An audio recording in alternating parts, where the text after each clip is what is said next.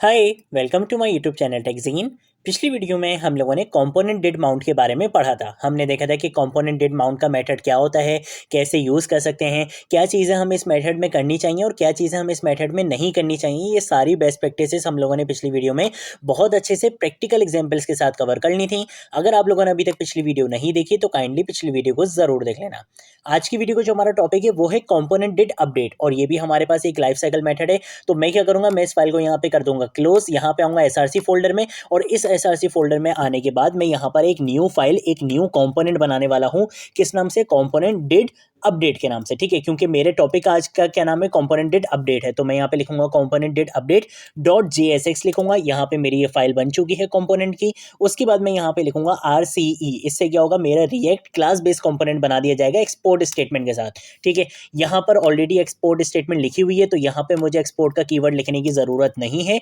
और इसके साथ साथ ये डिव एलिमेंट जो एक्स्ट्रा होता है, मुझे इसकी यूज करने की जरूरत नहीं है। मैं यहाँ पे रिएक्ट फ्रेगमेंट का कॉन्सेप्ट यूज करूंगा, और जितनी भी HTML होगी वो इसी के अंदर क्या हो जाएगी? रैप हो जाएगी। ठीक है, मैं यहाँ पे क्या करूंगा, एक H2 का टैग लगा लूंगा, और इस H2 के टैग के अंदर मैं यहाँ पे लिख लूंगा कंपोनेंट डिड अपडेट। ठीक है, और उसके बाद मैं यहाँ पे क्या करूंगा, यहाँ पे आके मैं लिख लूंगा लाइफ साइकिल मेथड। ठीक है, क्योंकि ये क्या है, एक लाइफ साइकिल मेथड है आपके पास। ठीक है, और ये जो एक्स्ट्रा स्पेस है यार, इसको जरा हम यहाँ से हटा देते हैं, कंट्रोल ऐसे सेव करेंगे। यहाँ से मैं इसको एक्सपोर्ट करा चुका हूँ, इसका मतलब है मैं इसको किसी भी कंपोनेंट में इजीली इंपोर्ट करा सकता हूँ। ठीक है, तो मैं यहाँ पे app.js में आऊंगा और मैं बोलूंगा कि इस H1 टैग के बाद इस कंपोनेंट को क्या करो, इंपोर्ट करा दो। तो मैं यहाँ पे लिखूंगा कंपोनेंट डिड अपडेट। ठीक है, इसको मैं यहाँ पे एंटर प्रेस करूंगा, ये यहाँ पे क्या हो चुका है, इंपोर्ट हो चुका है। ठीक है, कंट्रोल ऐसे सेव करूंगा, यहाँ पर आऊंगा, npm स्टार्ट की कमांड से अपने प्रोजेक्ट को 3000 पोर्ट पे रन कर दूंगा। तो देखो यहाँ पर मेरे पास आ रहा है this is my app.js file. ये कहाँ से आ रहा है? ऐप कंपोनेंट से आ रहा है। और यहाँ पर मेरे पास आ रहा है component did update life cycle method. ये कहाँ से आ रहा है? कंपोनेंट डिड अपडेट वाले कंपोनेंट से आ रहा है। ठीक है, यहाँ पर आने के बाद मैं कंट्रोल शिफ्ट आई प्रेस कर दूंगा, ताकि जो भी मैं कंसोल में आउटपुट देखना चाहूँ वो मैं यहाँ पे देख सकूँ। और अब मैं क्या करूंगा, मैं आ जाऊंगा यहाँ पे कंपोनेंट डिड अपडेट वाले कंपोनेंट में। ठीक है, और यहाँ पर आने के बाद अब मैं क्या करूंगा, देखो सबसे पहले हम ये समझते हैं कि यार ये कंपोनेंट डिड अपडेट आखिर होता क्या है। कंपोनेंट डिड अपडेट आपके पास एक लाइफ साइकिल मेथड होता है। किस फेज का होता है? ये आपके पास अपडेट फेज का होता है। आपको नाम से भी पता चल रहा है ये आपके पास अपडेट फेज का होता है। इसका मतलब है कि भाई कंपोनेंट बनने पर, कोई चीज रेडी होने पर ये आपका मेथड कॉल नहीं होगा। ये मेथड कब कॉल होगा? जब कोई चीज अपडेट होगी। अब कोई चीज अपडेट होने का मतलब ये है कि भाई कोई भी स्टेट हो सकती है, कोई भी प्रॉप हो सकती है। कोई भी स्टेट या कोई भी प्रॉप अगर आपके कंपोनेंट में अपडेट हो रहा है, तो सबसे पहले अपडेशन के बाद सबसे पहले आपका रेंडर मेथड दोबारा से रेंडर होगा। ठीक है, वो री रेंडर करेगा अपने आप को, और उसके फौरन बाद जो मेथड कॉल होगा उसका नाम है कंपोनेंट डिड अपडेट। ठीक है, वो क्या करेगा, ये कंपोनेंट हमेशा तब कॉल होता है जब कोई चीज अपडेट होगी, कोई स्टेट अपडेट होगी या प्रॉप अपडेट होगी। अब इसका प्रूफ चाहिए, चलो प्रूफ देख लेते हैं। सबसे पहले काम ये करते हैं कि मैं यहाँ पर आकर एक कंस्ट्रक्टर मेथड बना लूंगा, जो कि हमारा क्या होता है, एक लाइफ साइकिल मेथड होता है। मैं यहाँ पे आके कंस्ट्रक्टर मेथड बनाऊंगा, और इसके अंदर मैं यहाँ पे सबसे पहले तो सुपर मेथड यहाँ पे कॉल करवाऊंगा, वरना मुझे एरर मिलेगा। और उसके बाद मैं क्या करूंगा, यहाँ पे आके लिख दूंगा console.log, और इस console.log के अंदर मैं यहाँ पे लिख लूंगा कंस्ट्रक्टर। ठीक है, कि भाई ये क्या है, कंस्ट्रक्टर मेथड है। ये console.log में क्यों करवाता हूँ? ये इस वजह से करवाता हूँ ताकि मैं आपको प्रैक्टिकल एग्जांपल्स के साथ दिखा सकूं कि कौन सा मेथड कब कॉल हो रहा है, कौन सा पहले कॉल हो रहा है, कौन सा बाद में कॉल हो रहा है। ठीक है, तो इस वजह से मैं ये सारी चीजें आपको हर वीडियो में करके दिखाता हूँ। मैं इसको कंट्रोल C कर लूंगा, यहाँ पे आके रेंडर मेथड में भी एक console.log लगा लेंगे, और इसके अंदर हम लिख लेंगे रेंडर, ताकि जब रेंडर मेथड कॉल हो तब हमें पता चल जाए कि रेंडर मेथड कॉल हुआ है। इसके साथ साथ मैंने कौन सा मेथड यहाँ पे लिखना है, मैं यहाँ पे लिखूंगा कंपोनेंट डिड अपडेट का मेथड। और मैं बोलूंगा कि भाई जब भी कोई चीज़ अपडेट होगी तो आपने क्या करना है, इस मेथड को कॉल करना है, और कॉल करने के बाद आपने कंसोल में शो करवा देना है क्या, कंपोनेंट डिड अपडेट। ठीक है, तो मैं इसी को यहाँ से क्या कर लूंगा, कॉपी कर लूंगा। मैं इसको यहाँ से कंट्रोल C से कॉपी करूंगा, यहाँ लाके कंट्रोल V से पेस्ट कर दूंगा। अब जैसे ही कंट्रोल S से सेव करूंगा, तो मुझे पता है कि भाई सबसे पहले जो लाइफ साइकिल मेथड मेरा कॉल होता है वो होता है कंस्ट्रक्टर मेथड। ये मेरे HTML रेंडर होने से भी पहले क्या होता है, कंस्ट्रक्टर मेथड कॉल हो जाता है। ये चीज़ हमें बहुत अच्छे से पता है, हम सेपरेट वीडियो में बात कर चुके हैं। उसके बाद बारी आती है रेंडर मेथड की। रेंडर मेथड कब कॉल होता है? कंस्ट्रक्टर मेथड के बाद जो सबसे पहले मेथड आपका कॉल होता है वो होता है आपका रेंडर मेथड, जो क्या करता है, आपकी HTML को, जो आपके कंपोनेंट को क्या करता है, रेडी करता है और बिल्कुल रेंडर करके ले आता है। ठीक है, तो तब ये कॉल होता है। तो सबसे पहले मुझे कंसोल में मिलेगा कंस्ट्रक्टर, उसके बाद मुझे मिलेगा रेंडर। क्या? उसके बाद मुझे कंपोनेंट डेट अपडेट मिलेगा? कंट्रोल से सेव करूंगा और चलकर आपको दिखाऊंगा। तो देखो यहाँ पर मुझे नहीं मिला है, ठीक है। यहाँ पर सबसे पहले क्या है, कंस्ट्रक्टर आया, हमें पता है कि सबसे पहले कंस्ट्रक्टर कॉल होता है, उसके बाद रेंडर मेथड आया, लेकिन कंपोनेंट डेट अपडेट मुझे यहाँ पर नहीं मिला है। क्यों नहीं मिला? इसलिए नहीं मिला क्योंकि मेरे कंपोनेंट में कोई चीज़ अपडेट नहीं हुई है। जब कोई स्टेट या प्रॉप अपडेट होगी तभी ये मेथड क्या होगा, कॉल होगा, अदरवाइज ये मेथड कॉल नहीं होगा, ठीक है। तो चलो देख लेते हैं यार कि भाई मैं सच बोल रहा हूँ या नहीं बोल रहा। तो यहाँ पर आकर हम क्या करेंगे, दिस डॉट स्टेट लिखूंगा मैं, ठीक है, और यहाँ पे क्या करूंगा, एक स्टेट बना लूंगा, ठीक है। स्टेट किस नाम से बनाऊं, मैं यहाँ पे बना लेता हूँ काउंट के नाम से एक स्टेट बना लेता हूँ। इनिशियल वैल्यू इसके अंदर मैं दे दूंगा यहाँ पे 0, ठीक है।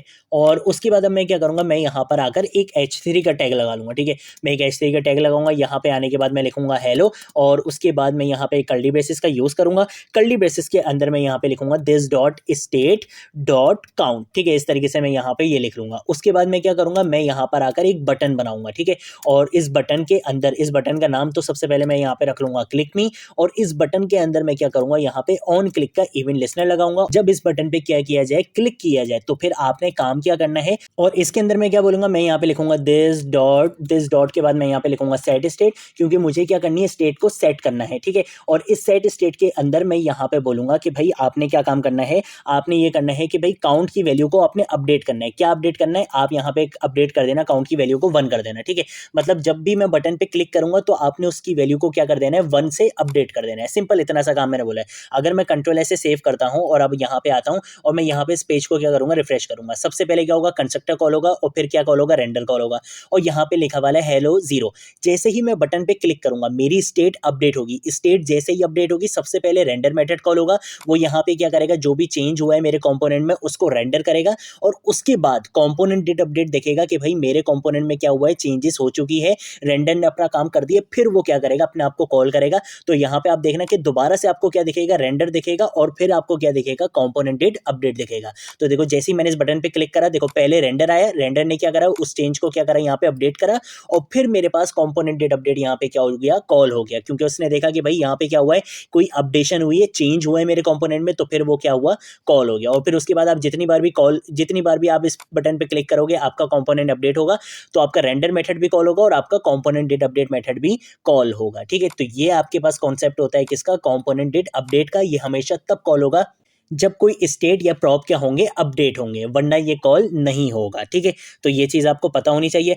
इसके साथ साथ ये जो मेथड होता है कंपोनेंट डेट अपडेट, इसके 3 पैरामीटर्स होते हैं। अब वो 3 पैरामीटर्स क्या होते हैं, एक होता है आपके पास प्रीवियस प्रॉप्स, ठीक है। एक क्या होता है आपके पास, प्रीवियस प्रॉप्स के नाम से, एक होता है आपके पास प्रीवियस स्टेट के नाम से, और एक होता है आपके पास जो बहुत कम यूज होता है लेकिन उसके बारे में भी मैं आपको बताऊंगा, उसका नाम है स्नैपशॉट। अब इन पैरामीटर्स के नाम जरूरी नहीं है आप यहाँ पे यही रखो, प्रीवियस प्रॉप्स, प्रीवियस स्टेट, आप यहाँ पे लास्ट प्रॉप्स भी रख सकते हो, लास्ट स्टेट भी रख सकते हो। पैरामीटर के नाम आप जो भी मर्जी चाहो आप रख सकते हो। मैंने यहाँ पर आपको अच्छे से समझाने के लिए मैंने यहाँ पे इस तरीके से लिख दिया है, ठीक है। अगर मैं यहाँ पर आता हूँ और यहाँ पर आकर मैं बोलता हूँ कि भाई कॉमा लगाता हूँ यहाँ पे, और यहाँ पे मैं बोलता हूँ कि भाई ये जो प्रीवियस स्टेट है, ठीक है, प्रीवियस स्टेट डॉट काउंट, अगर मैं यहाँ पे ये लिखता हूँ तो फिर इससे क्या होगा, देखो कंट्रोल से सेव करता हूँ और अब आप यहाँ पे आपको चल के दिखाता हूँ। तो देखो पहले मैं यहाँ पे क्या करूँगा, पेज रिफ्रेश करूँगा, मेरे पास आ जाएगा कंस्ट्रक्टर और रेंडर।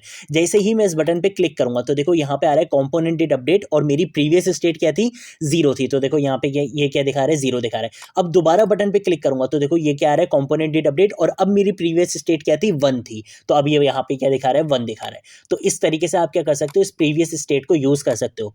अब इसका यूज कहाँ पर आ सकता है, पहला सवाल तो ये कि भाई इसका यूज कहाँ आ सकता है। इसका यूज यहाँ पर आ सकता है कि फॉर एग्जाम्पल मैं भाई कोई एपीआई से क्या कर रहा हूँ, डेटा कॉल कर रहा हूँ, और मैं ये चेक करना चाहता हूँ कि भाई ये चीज़ अगर ऑलरेडी एग्जिस्ट करती है मेरे डेटा में, तो मैं यूजर को क्या दिखा दूँ, एक मैसेज दिखा दूँ कि भाई ये डेटा ऑलरेडी एग्जिस्ट करता है। कैसे होगा ये काम, चलो मैं करके दिखाता हूँ। फॉर एग्जाम्पल मैं यहाँ पर अगर एक कॉमा लगाता हूँ और यहाँ पे मैं बोलता हूँ कि भाई प्रीवियस स्टेट को भी दिखाओ साथ, और करंट स्टेट को भी दिखाओ, ठीक है। तो मैं यहाँ पे लिखूंगा दिस डॉट स्टेट, ठीक है, स्टेट डॉट काउंट लिख लूंगा मैं यहाँ पे, ठीक है, इस तरीके से लिख लूंगा। और उसके बाद अब मैं क्या करूंगा, मैं यहाँ पर आऊंगा और यहाँ पर आने के बाद एक इफ की कंडीशन लगाऊंगा।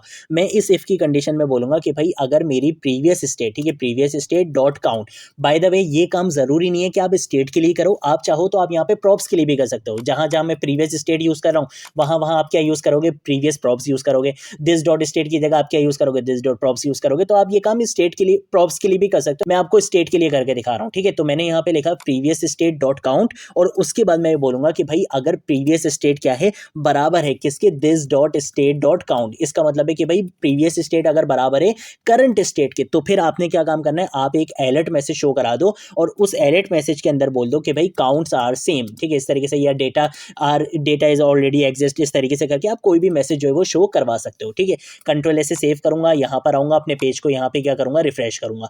अभी देखो मेरे पास सबसे पहले कंस्ट्रक्टर कॉल हो गया, रेंडर कॉल हो गया। मैं एक काम ये करता हूँ यार कि मैं इस रेंडर को भी अब यहाँ से हटा देता हूँ, क्योंकि अब आपको समझ में आ गया कि कौन सा मेथड पहले कॉल होता है। इस कंस्ट्रक्टर को भी हटा देता हूँ, ठीक है। बिल्कुल सिंपल रखेंगे चीज़ों को। मैं यहाँ पर आ जाता हूँ, इसको यहाँ पे क्या करूँगा, रिफ्रेश करूँगा, कुछ भी नहीं मिलेगा कंसोल में। जैसे ही बटन पे क्लिक करूंगा, कंपोनेंट डेट अपडेट क्या होगा, कॉल होगा, वो मुझे प्रीवियस स्टेट भी दिखाएगा और करंट स्टेट भी दिखाएगा, ठीक है। जैसे ही मैं इस बटन पे क्लिक करूंगा, देखो प्रीवियस स्टेट क्या थी, 0 थी, और करंट स्टेट क्या है, 1 है, दोनों उसने दिखा दिया। अभी वो इफ की कंडीशन ट्रू नहीं हुई है। जैसे ही इस बटन पे क्लिक करूंगा तो दोनों वैल्यूज क्या हो जाएंगी, बराबर हो जाएंगी। प्रीवियस स्टेट और करंट स्टेट दोनों क्या हो जाएंगी, बराबर हो जाएंगी, और आपको एक अलर्ट मैसेज मिल जाएगा। मैं बटन पे क्लिक करूंगा, देखो यहाँ पे लिखा हुआ है component date update 1 1, previous state भी 1 है और करंट स्टेट भी क्या है, 1 है, और यहाँ पे एक मैसेज आ चुका है, कंपोनेंट काउंट्स आर सेम। तो इस तरीके से आप क्या कर सकते हो, इन चीजों का यूज कर सकते हो। ये जो पैरामीटर्स होते हैं ये बहुत इंपॉर्टेंट हैं। अब एक क्वेश्चन है जो अक्सर इंटरव्यू क्वेश्चन में पूछ लिया जाता है, और ये बहुत इंपॉर्टेंट क्वेश्चन है, क्या मैं यहाँ पर किसी स्टेट या प्रॉप को अपडेट कर सकता हूँ? कर तो सकता हूं, लेकिन मैं यहां पर डायरेक्टली किसी भी स्टेट या प्रॉप को अपडेट नहीं करूंगा। उसका रीजन ये है कि अगर मैं डायरेक्टली अपडेट करूंगा तो देखो होगा क्या। अगर मैं फॉर एग्जांपल यहां पे किसी भी स्टेट को क्या कर देता हूं, अपडेट कर देता हूं, अपडेट होने पर दोबारा ये कंपोनेंट चलेगा, ठीक है, दोबारा ये मेथड रन होगा, दोबारा ये मेथड रन होगा तो वो दोबारा से क्या करेगा, स्टेट को अपडेट कर देगा, फिर दोबारा से ये मेथड रन होगा, फिर दोबारा से वो स्टेट को रन करेगा। तो इससे क्या होगा, इनफाइनाइट लूप बन जाएगा। मैं आपको करके दिखा देता हूं, आपके पास एरर आएगा इनफाइनाइट लूप का, ठीक है। मैं काम ये करता हूं कि मैं इसको कंट्रोल स्लैश से यहाँ पे कर देता हूं कमेंट, और मैं आपको करके दिखाता हूं कि अगर आप किसी भी स्टेट या प्रॉप को डायरेक्टली यहां पे क्या करोगे, अपडेट करने की कोशिश करोगे, तो आपके पास होगा क्या। मैं यहां पे लिखता हूं दिस डॉट सेट स्टेट, और उसके बाद मैं यहां पे लिखूंगा कर्ली ब्रैकेट्स के अंदर काउंट, और काउंट के अंदर मैं यहां पे क्या लिखूंगा, मैं यहां पे लिखूंगा दिस डॉट स्टेट, और दिस डॉट स्टेट के बाद मैं यहां पे लिखूंगा डॉट काउंट, और डॉट काउंट के बाद मैं यहां पे लिखूंगा +1, कि भाई जब भी ये मेथड कॉल हो तो आपने क्या करना है, काउंट में +1 कर देना है। तो अब देखना होगा क्या, कंट्रोल ऐसे सेव करता हूं और अब आपको यहां पे चल के दिखाऊंगा। देखो इस पे यहाँ पे से मैं इसको क्या कर दूंगा, रिफ्रेश कर दूंगा, ठीक है। मैं जैसे ही बटन पे क्लिक करूंगा तो ये क्या होगा, कंटिन्यूअस लूप में चला जाएगा, एक इनफाइनाइट लूप बन जाएगा, और मेरे पास यहाँ पे आ जाएगा एरर। मैं इस बटन पे क्लिक करता हूँ तो देखो यहाँ पे क्या आ चुका है, एरर आ चुका है, और देखो एरर आप पढ़ भी सकते हो, देखो यहाँ पे लिखा हुआ भी है इनफाइनाइट लूप्स, ठीक है। तो ये कब आता है, ये तब आता है जब आपका मेथड क्या होता है, इनफाइनाइट टाइम्स क्या होता है, वो रन हो जाता है, ठीक है। अब ऐसा हो क्यों रहा है, ऐसा इस वजह से हो रहा है कि भाई मैंने इसको बोल दिया कि भाई इसको क्या करो, अपडेट करो, ये यहाँ पे आएगा, अपडेट करेगा, दोबारा से ये कॉल हो जाएगा, फिर दोबारा से अपडेट करेगा, फिर दोबारा कॉल हो जाएगा। तो डायरेक्टली कभी भी आप किसी भी स्टेट या प्रॉप को अपडेट नहीं करते हो कंपोनेंट डेट अपडेट वाले मेथड में, आप किसी कंडीशन का यूज करते हुए कर सकते हो। अब वो कैसे होगा वो देख लेते हैं। मैं इसको कंट्रोल से ऐसे यहाँ पे कमेंट कर दूंगा, और मैं यहाँ पे क्या करूंगा, एक इफ की कंडीशन लगाऊंगा, ठीक है। मैं यहाँ पे आऊंगा, इफ की कंडीशन लगाऊंगा, और मैं ये बोलूंगा कि भाई अगर मेरी current state, this dot state dot count, अगर मेरी करंट स्टेट क्या है, लेस देन है 5 से, आप कोई भी नंबर यहाँ पे दे सकते हो, ठीक है।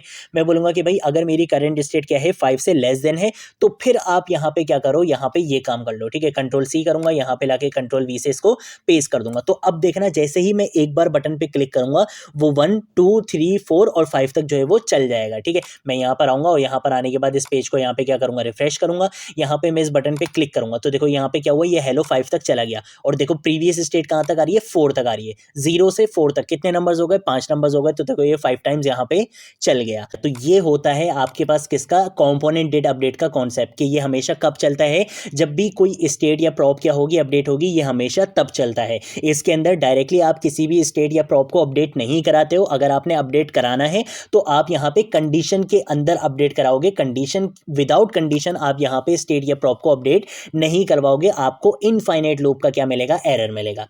अब ये जो स्नैपशॉट है ये क्या है, हम एक मेथड पढ़ेंगे, उसका नाम है गेट स्नैपशॉट बिफोर अपडेट। जब हम वो पढ़ेंगे तब मैं आपको बताऊंगा कि ये स्नैपशॉट का पैरामीटर काम क्या करता है, इसके अंदर क्या वैल्यू आती है। अगर अभी मैं काम ये करता हूं कि मैं अभी आपको एक यहाँ से ज़रा इसको हटाता हूँ, ठीक है, और मैं यहाँ पर स्नैपशॉट लिखता हूँ, मैं देखता हूँ कि यार इस स्नैपशॉट में वैल्यू क्या है। अगर कंट्रोल से सेव करता हूँ और अब आपको यहाँ पे चल के दिखाऊंगा, देखो मैं इसको पेज को वापस रिफ्रेश करूंगा, क्लिक मी के बटन पर क्लिक करूंगा, तो देखो कंपोनेंट डेट अपडेट 5 टाइम्स तो चल गया, लेकिन यहाँ पर लिखा हुआ है अनडिफाइंड। तो ये स्नैपशॉट में अनडिफाइंड अनडिफाइंड ही वैल्यू मिलेगी आपको हमेशा। अगर आपने गेट स्नैपशॉट बिफोर अपडेट वाला मेथड यूज नहीं किया होगा तो आपको हमेशा इस स्नैपशॉट वाले पैरामीटर में अनडिफाइंड वैल्यू मिलेगी। लेकिन अगर आप उस मेथड को अपडेट करोगे तो फिर इसके अंदर क्या वैल्यूज आती हैं वो हम उसी वीडियो में कवर करेंगे। मैं आपको प्रैक्टिकल एग्जांपल्स के साथ सारी चीज़ें कवर करके दिखाऊंगा, ठीक है। तो हम इसको कंट्रोल जी से क्या कर देंगे, वापस ऐसे कर देंगे, क्योंकि मुझे सोर्स कोड आप लोगों को देना होता है। सोर्स कोड का लिंक आप लोगों को डिस्क्रिप्शन में मिल जाएगा। अगर कोई चीज़ नहीं समझ आए नीचे कमेंट सेक्शन में पूछ लेना, सोशल मीडिया अकाउंट्स पे पूछ लेना, मैं ज़रूर आप लोगों को रिस्पॉन्ड करूंगा। इसके साथ साथ वीडियो को देखकर एक दो बार प्रैक्टिस ज़रूर कर लेना। कोई चीज़ नहीं समझ आए तो मुझसे पूछ लेना, ठीक है। अब हम मिलेंगे नेक्स्ट वीडियो में नेक्स्ट टॉपिक के साथ, तब तक के लिए बाय बाय।